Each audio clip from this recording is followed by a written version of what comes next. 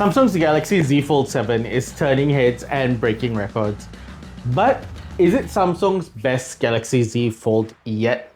Hey guys, welcome to TechENT. I'm Jeevan, and today we'll be answering that question and also exploring whether the Fold7 is worth getting as a creator.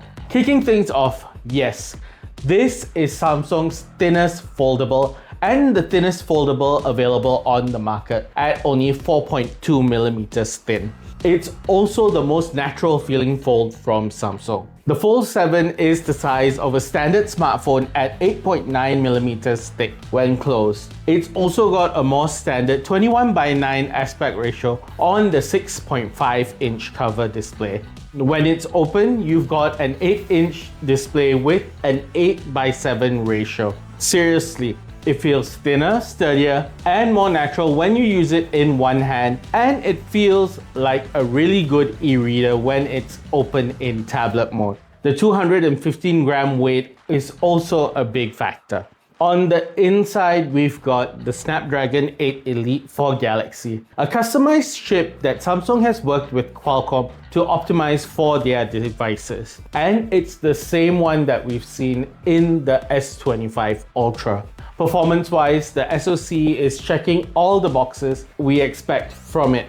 It's able to handle gaming quite well, even on the larger 8-inch display. So I tested out Pokemon Unite and Diablo Immortal, and they played really well. Diablo Immortal even supported a new mode which took advantage of the whole 8-inch display. However, when it comes to cooling, that seems to be an issue with this phone. The smartphone was heating up quite a bit when gaming. Not too much that it's unbearable, but it's warm enough to keep you warm on a cold night. Display performance on the Fold7 is of course great. We've got AMOLED 2X panels with 120Hz refresh rate for both the cover display and main display. Color reproduction and performance are of course top-notch, as we expect them to be. So let's talk multitasking. To me, this is where a phone like this should shine. You've got triple the screen real estate, well, technically. Especially on the larger display, you should be able to maximize the use of the screen. Of course, Samsung is doing this pretty well. One UI treats the larger display like a combination of two regular smartphone displays. Think of it like using extended mode on your laptop computers, but more purposeful. Android 16's native enhancements allow apps to naturally adapt to tablet mode on the display. But when it comes to multitasking, you can have up to 4 apps at one go. Interacting with them is as simple as working within their spaces when they're open. This is one of the more important things for me when it comes to being a creator. Being able to have multiple apps open while I work with them is a big plus. It allows me to refer to my notes while editing scripts or articles, and even reply messages while I'm editing on apps like Adobe Premiere Rush or CapCut. Samsung's DeX is also an added boon with the ability to hook up directly to a monitor if I need to. Of course, it goes without saying, for content creators, having access to a good camera is a must. The Fold7 comes with a triple camera setup with a 200 megapixel main camera complemented by a 10 megapixel telephoto sensor and a 12 megapixel ultra wide sensor. This provides a very versatile setup that allows you to get close-ups, wide shots, and even zoomed in ones. Pretty important when you're trying to get that perfect shot for your content. When it comes to shooting videos, you've got support for up to 8K video shooting.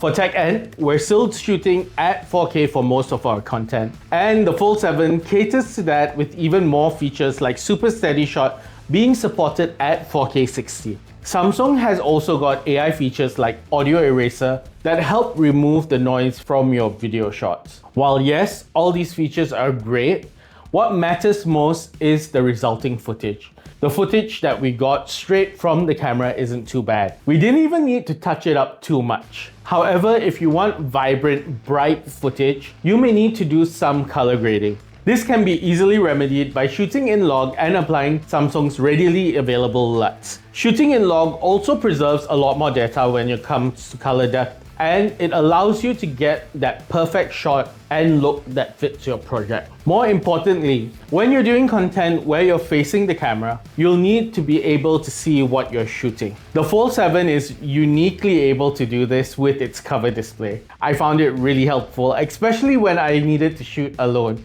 All you need is someone to hold the camera for you, and you can adjust yourself and get the shot the way that you want it thanks to the cover display. Where the experience could have been a little bit better is with editing. There were times when we needed to edit on the go. While the phone is built for it on paper, the experience could be improved. Now, from what we can tell, this is heavily app dependent. Using CapCut, the layout was really optimized, allowing us to edit pretty efficiently with the screen space. However, when it came to scrubbing, after adding multiple elements, we did notice a bit of stuttering and even audio lag. This was replicated even in Adobe Premiere Rush. Now, this could be simply due to RAM, software optimizations, or even storage speeds. However, with this aside, we were able to edit the videos with a little bit more time. Of course, the lack of an S Pen for more precise scrubbing and edits was a big setback for the Fold7.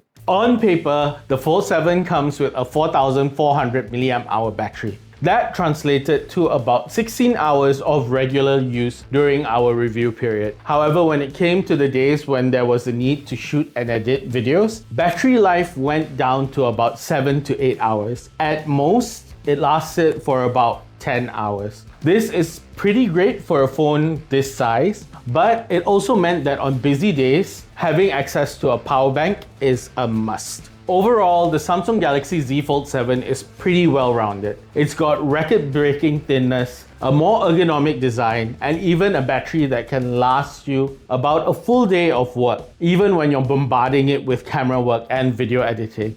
It's probably safe to say that this is Samsung's best Fold ever. However, as a creator's device, there are some big caveats. It's got the performance and the hardware to back it up when it comes to regular productivity workflows. It's even got a real compelling camera setup and software.